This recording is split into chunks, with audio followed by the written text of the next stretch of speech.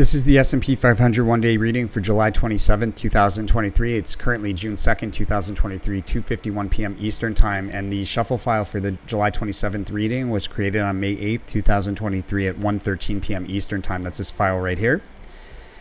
So the overall theme of behavior, we have a nullified success card. So normally a success card means a bullish day where we successfully turn resistance into support, but it's nullified. I'm thinking it's more of kind of like a sidewaysy day. We have a high and a low within close time proximity to each other early in the day, and then I think it's probably pretty sideways the rest of the day, considering we have the truce card here as the overall theme card on the 27th for the 1 month.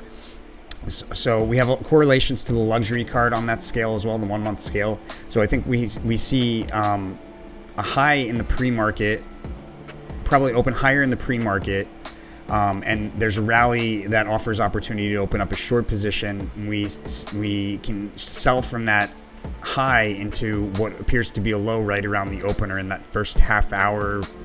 Let's say the first hour and a half, there's a pretty sharp decline off of that high at the open into a low. 3 pokes through the same price level, followed by a sharp drop off of that third poke there between 10 and 11. A trade opportunity at a crest around the 11 o'clock hour, and there's a period of volatility between 11 and 12 that ends with a fast sudden move higher. That fast sudden move higher turns into a failed attempt to break through key resistance somewhere between 12 and 1, followed by a sharp decline, a decline that commences off of that failed attempt to break through key resistance, and we decline through key support on a one-day scale until meeting support between roughly 1 and 2, where we rotate sideways, rise to meet the nearest critical resistance, and then fall back down and continue rotating sideways. There's a brief peak that's easily missed between 2 and 3, followed by a sharp decline through multiple support levels. And then we have sideways fluidity along key support in the last hour, probably some price swings there, and a notable move to the upside right as we move towards the close, with a failed attempt to break through the key resistance at the close, followed by a decline through key support, probably a full retracement to the downside in the post-market. Overall, volume seems to be, the majority of it seems to be bullish, interesting. So matter of fact, it actually looks like there may be a high here at the end of the day. And that's kind of it kind of gives a hint that there's probably a high here at the end of the day at that failed attempt to break through key resistance.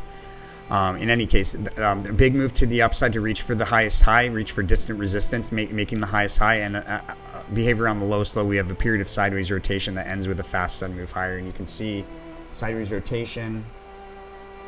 Looks like it probably continues all the way out here, and then there's this fast sudden move higher around like the 11 to 12 o'clock hour. Sneak preview for the following day.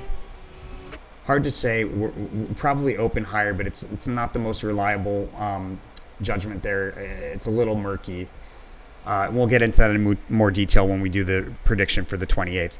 That's the S&P 500 for the 27th. Let me know what you think by hitting that like button, and always remember to follow that rule of karma. It's super important. If you plan to profit from this information regularly, you must follow the rule of karma. You do so here at the resources tab, where 5% of the profit should be donated forward to a charity, 5% of the profits back to the channel. Spend that 90% remaining out of love, and the universe is going to send it back to you tenfold through this channel, my friends.